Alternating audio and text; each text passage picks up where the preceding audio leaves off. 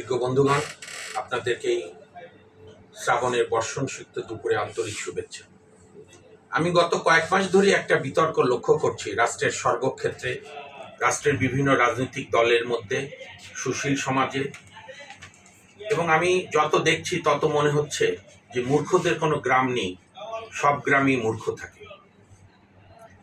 ৭২-এর যে সংবিধান আমাদের মুক্তিযুদ্ধের রক্তের অক্ষরে পাওয়া, আমি আগেও আমার একটা ফেসবুক লাইভে বলেছিলাম, সেই সংবিধান এসেছে অতীতের বিভিন্ন দেশের সংবিধান থেকে অবগাহন করে, তার সঙ্গে বাংলাদেশের দীর্ঘদিনের বাংলাদেশ সৃষ্টির লড়াই সংগ্রামকে ধারণ করে অনেকগুলো বিষয় আরও আপ টু ডেট হয়েছে। এমনকি আপনারা জানেন কি না যে ১৯৭২-এর মূল সংবিধানে জরুরি আইন জারির কোনো বিধান ছিল না, অর্থাৎ এক মুহূর্তের জন্য নাগরিকদের মৌলিক অধিকার স্থগিত করা যাবে না, রদ করা যাবে না। সেই সংবিধানকে ১৯৭৩ সালে বঙ্গবন্ধুই প্রথম সংশোধনী করে জরুরি আইন জারির বিধান করল। তারপরে তো চতুর্থ সংশোধনী করে বাকশাল কায়েম করে সংবিধানকে কুঠারাঘাত করল, সংবিধানকে এক প্রকার হত্যা করল, এবং সেই হত্যা প্রক্রিয়া এরপরে সব সরকারি কম বেশি করেছে।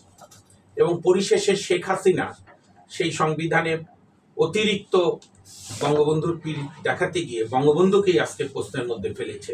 জাতির পিতার সংরক্ষণ বিল, সংরক্ষণের ধারাও 4-এর কয়, এগুলো বাদ দেওয়া যেতে পারে। সংবিধান এমন একটা জিনিস, it's not a stagnant document, এটা হচ্ছে ডাইনামিক ডকুমেন্ট, সময় সময় নানা প্রয়োজন হবে।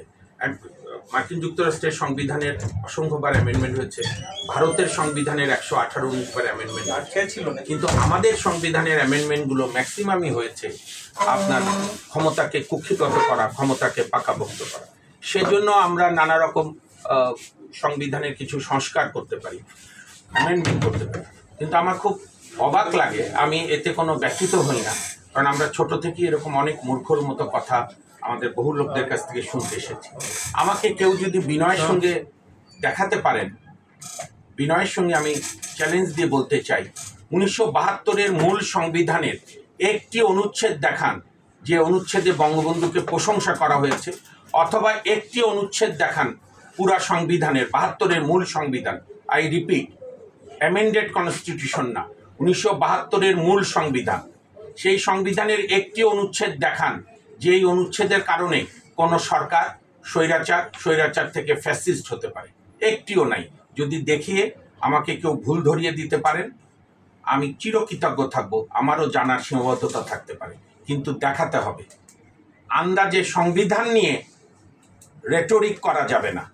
সংবিধান একটা জাতির অস্তিত্বের সঙ্গে জড়িত, এবং সংবিধান ৭২-এর মূল সংবিধান অনুযায়ী যদি রাষ্ট্র ৫৪ বছর পরিচালিত হতো, আজকে আমরা গণতান্ত্রিকভাবে বিকশিত হতাম, মানুষের মৌলিক অধিকার নিশ্চিত হতো, রাষ্ট্র আজকে সাম্য, মানবিক মর্যাদা এবং সামাজিক ন্যায় বিচারের ধারায় চলত।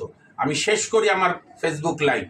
আমাদের মহান মুক্তিযুদ্ধের ঘোষণাপত্রে আমরা 3টা লক্ষ্য বলেছিল আমাদের পূর্বসূরীরা, যে বাংলাদেশ রাষ্ট্রের 3টা লক্ষ্য হবে: সাম্য, মানবিক মর্যাদা, সামাজিক ন্যায় বিচার।